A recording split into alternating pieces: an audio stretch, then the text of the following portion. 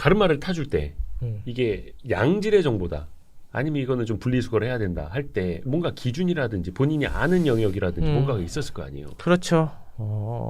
아무래도 제가 아는 부분에 대해서만 제가 코멘트를 했고 검증할 수 있는 거는 제가 다 검증 가능한 거는 제가 검증을 많이 했고 특히 이제 돈 되는 정보가 조금씩 보이더라고요. 이제 좀 판별이 되더라고요. 그때부터. 그러니까 수익률이 이제 그렇게 기하급수적으로 났던 거죠. 그러면서 이분이 얘기하는 거에 대해서 결국에는 기업의 이익이나 실적이 증가할 것 같은 회사나 아니면은 시장에서 좋아할 만한 거, 약간 모멘텀이나 또는 주가 상승에 이제 트리거가 될 수 있는 그런 이제 호재 같은 거를 제가 돈이 되는지 안 되는지 감이 이제 그때 한참 잘 나고 있는 상황이라서 그때부터 이제 서로의 약간 시너지가 많이 났던 것 같아요.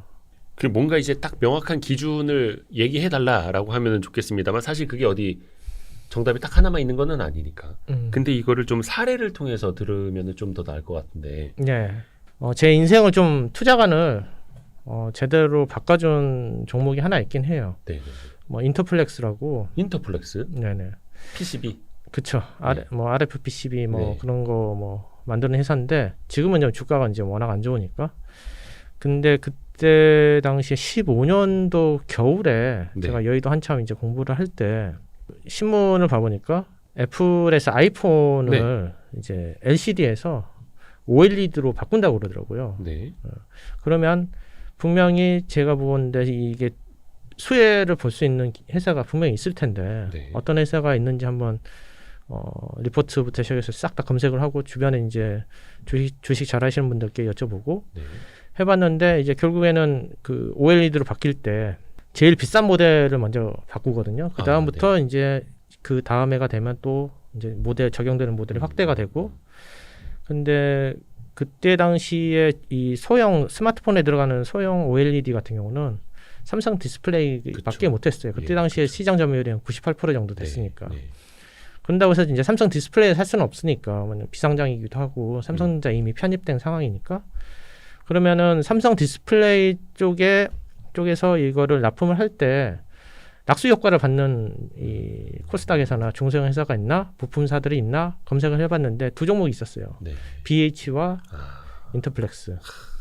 근데 이제 BH 같은 경우는 그때 당시 아마 디스플레이 벤더였고 인터플렉스는 이제 삼성 디스플레이 벤더이기도 하면서도 다른 제품을 또 애플 쪽에 납품하는 듀얼 벤더로 이렇게 되어 있는 상황이라서 인터플렉스가 좋을 것 같다라고 해서 근데 이제 이게 되는지 안 되는지가 가장 관건이잖아요. 그리고 언제 되는지가 네. 관건이었는데 제가 보건데 그거는 될 수밖에 없는 상황인 것 같았어요. 전체적으로 이 스마트폰 시장이 많이 변하기도 했지만은 애플도 그거에 대해서 계속 삼성이랑 한다 만다 그런 얘기가 있었는데 결국에는 도입될 수밖에 없는 상황으로 저는 간다고 봤고 그러면은 지금 그때 이제 11월에 샀으니까 네. 내년 모델에 채택이 된다고 하면 공장을 미리 돌려야 되잖아요. 예. 그러면은 분명히 된다고 하면은 그냥 기다리면은 언젠가 도입되지 않겠어? 아마 내년 아니면 그 후에 밀린다 하더라도 내후년에는 될 것 같은데 기다리면 되지라고 생각을 하고 그리고 주가가 많이 오른 상태였어요. 사실 그때 한 6,000원, 7,000원에서 한 14,000원까지 오른 상태였는데 그 26,000원까지 갔다가 14,000원까지 빠진 상태였거든요. 다시 밀렸을 때. 그때 이제 장이 안 좋아가지고 네네네. 그래서 14,000원에 제가 샀죠. 그때 정확히 14,200원 정도에 거의 한 제 자산 한 70% 정도 이렇게 거의 골빵이네요. 70%면. 그렇죠. 저는 이제 그만큼 확신이 있었으니까. 네네. 그랬는데 그게 이제 단기간에 거의 3만 원까지 올랐죠. 이야. 근데 2배 이상. 근데 그때 당시에 이제 14,000원에 샀는데 저는 27,000원 정도에 엑시트를 했어요. 왜냐하면 그때는 좀 설왕설래 했거든요. BH가 많이 가져간다, 인터플렉스 많이 가져간다. 뭐 여러 가지 변수가 너무 많았어요. 그리고 또 애플이 프로 맥스에만 적용을 한다, 뭐 프로에도 적용을 한다. 여러 가지 되게 말이 많았거든요. 그래서 이거는 제가 컨트롤할 수 없는 영역이니까. 그러면은 제가 처음에 생각했던 뭐 증권사 리포트 평균 뭐 이익을 감안했을 때 이 정도 가격이 가장 적절해 보이는데 3만 원 정도가 적절해 보이는데 그 전에 이제 저는 엑시트를 했죠. 이제 이 정도면 됐다. 나는 이 정도 충분히 나는 내 능력과 다 실력을 발휘했다라고 했는데 그게 한 1년 지나니까 한 10만 원 가더라고요. 3배를 더 갈 수 있었는데. 네. 네. 그래서 이제 어떻게 보면은 이제 성공 사례이기도 하지만은 약간의 실패 사례, 약간 밸류 트랩이 좀 갇힌 뭐 그런 느낌? 그게 참 몇 년도였던 거죠, 그러면? 2015년 11월인가 그랬을 거예요. 근데 이제 나중에 한 1년이나 2년 지나니까 주가가 다 빠졌더라고요. 왜냐하면 그때 불량 이슈가 있어가지고. 맞아. 그때 그 회사가 그 어려움을 크게 겪었었죠. 그래서 아이폰 수혜를 보면서 가장 빠르게 성장했던 기업 그러면 뭐 인터플렉스, BH. 그때 인터플렉스를 보고 이제 많은 생각을 했거든요. 과연 이렇게 14,000원이었던 종목이 10만 원까지 갈 수 있었던 이유에 대해서 꽤 많이 제가 고민을 해봤는데 결국에는 사람의 인류의 삶을 아니면 인류의 생활을 좀 바꿔줄 수 있는 거 거기에서 큰 변화가 나타난다. 뭐 삼성이랄지 아니면 애플에서 대규모로 투자하는 새로운 산업이 발생이 될 때 이렇게 수혜를 보는 회사가 있구나라는 걸 그때 처음 알게 됐죠. 그리고 이제 국내 벤더만 있다가 이제 이런 애플에 대한 글로벌 기업한테 납품할 수 있는 제품이 있는 회사들이 이렇게 한 5루타 10루타를 가는구나. 한국에서는 그런 종목이 나올 수는 없는데 이 제품 자체가 이렇게 글로벌리 이렇게 어떻게 보면 애플의 등을 타고 가는 종목이 결국에는 뭐 템버거가 나누구나라는 걸 그때 처음 알게 됐죠. 그래서 해외 확장성 그걸 많이 본 것 같아요. 제일 좋아하는 게 이제 2차 전지나 아니면은 엔터주를 제가 아직도 좋아하는데 그것도 하나의 똑같은 거죠. 어떻게 보면 LG 화학이나 아니면 SK나 그런 회사들이 미국을 점령하러 갔잖아요. 네. 미국 자동차 회사들한테 배터리를 공급하러 가는데 거기에 낙수 효과를 받을 수 있는 해들이 결국에는 LG 화학 벤더, SK 온 벤더, 삼성 SDI 벤더 그 중에서도 배터리에서 가장 많은 포션을 차지하고 있는 업체가 양극재 업체.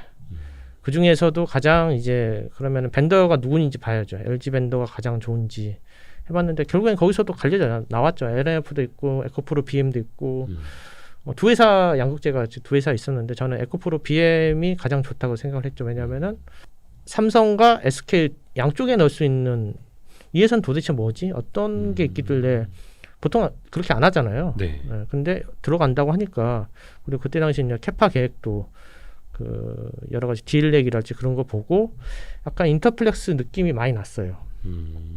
그러면서 이제 에코프로 BM도 좋아했지만 에코프로도 좋아했죠. 그래서 그때 아마 그걸로 좀 수익이 많이 났던 걸로 기억합니다. 실패 경험도 중요한 게 제가 한 10년 동안 잃었던 그 엄청난 세월 동안 제가 정말 고통스러웠거든요. 거의 밤에 잠 못 잘 때도 많았어요. 너무 큰 돈을 잃으니까. 그리고 뭐 심지어 어쩔 때는 화장실 가서 진짜 제 머리통을 이렇게 계속 때리기도 했어요. 왜냐하면 그때 이제 머리통을 때린 게 단타 치려고 들어갔다가 이게 회의 갔다 오니까 이게 하한가가 있는 거예요, 거의. 단타로 들어갔는데 그 사이에 하한가? 네, 한 30분 만에. 와. 네, 그래서 쉽지 않은데. 그때 제가 이 병신 하면서 화장실 가서 너무 진짜 화가 나서 제 자신한테 화가 나서 안 좋은 기억을 있다 보니까 이제는 감이 와요. 이 종목을 사면은 처음 올리겠구나. 그래서 그런 종목들은 안 보고 이제 성공했던 기억들이 점점 쌓이잖아요. 그러면 다른 종목은 다르지만 비슷한 투자 아이디어. 그때 봤던 그런 투자 아이디어랑 상당히 유사하다라고 하면은 이제 과감하게 배팅이 가능한 거죠. 그러면 본인은 이제 어떤 스타일의 투자자인가를 정의할 때도 그러면 뭔가 메가 트렌드, 큰 성장주를 선호하는 투자자 이렇게 볼 수 있을까요? 저는 성장주 투자를 좀 많이 투자를 좋아하고요. 네. 제 스스로도 얘기를 할 때는 이제 성장형 가치 투자.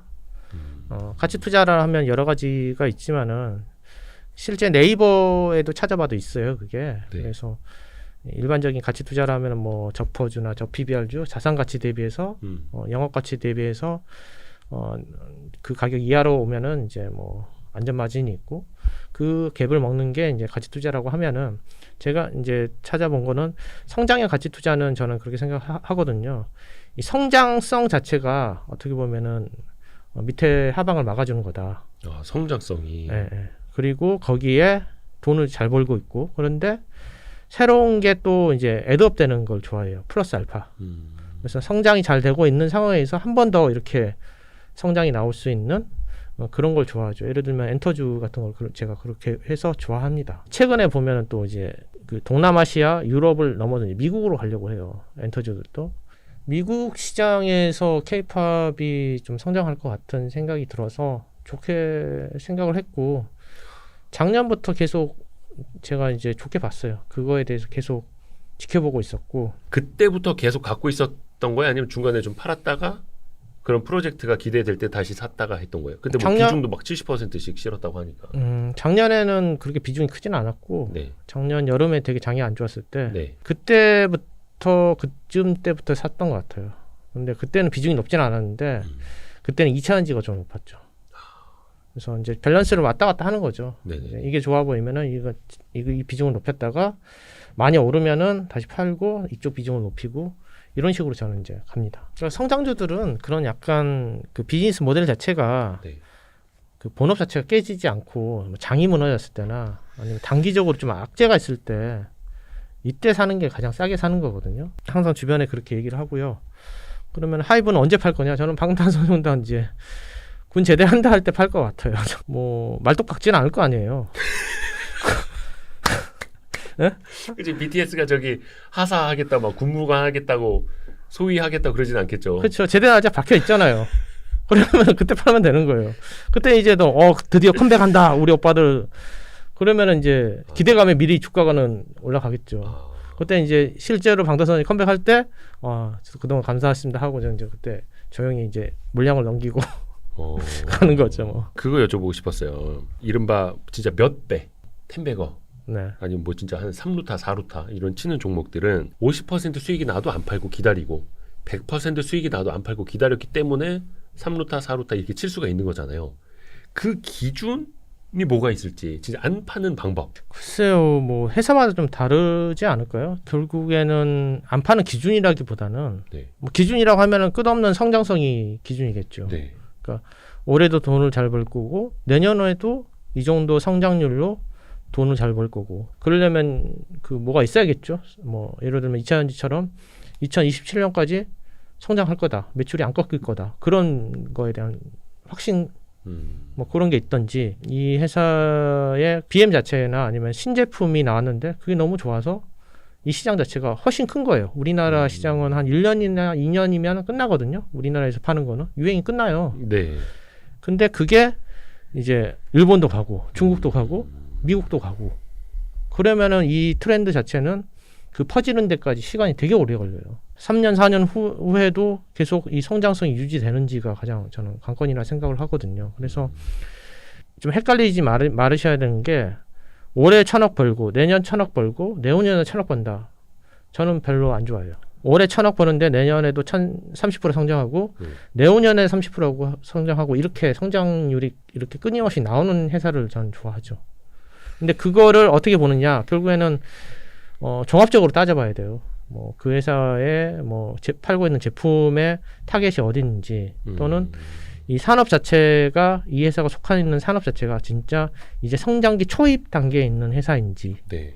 그게 중요한 거죠. 그래서 제가 2차전지나 엔터주를 좋아하는 이유가 그거예요. 그래서 저는 사이클이 있는 종목을 별로 안 좋아합니다. 사이클이 있다는 거는 이미 산업의 성장성이 상당히 좀 성숙되어 있는 산업이라 생각을 하고 그나마 반도체는 괜찮아요. 왜냐하면 우리나라가 가장 잘하고 있는 산업이니까. 네네네. 근데 우리나라가 잘 못하는데 끌려다니는데 그냥 세계 경제에 의해서 왔다 갔다 하는 이런 사이클이 있는 산업 자체는 제가 그 사이클을 맞출 용기가 없기 때문에 차라리 그냥 약간 굴곡이 있더라도 이렇게 꾸역꾸역 이렇게 우상향하는 거 이런 걸 제가 좋아하죠. 그래서 저는 우리나라에서 그럴 만한 성장 산업은 2차전지와 엔터지밖에 없다고 생각을 했어요.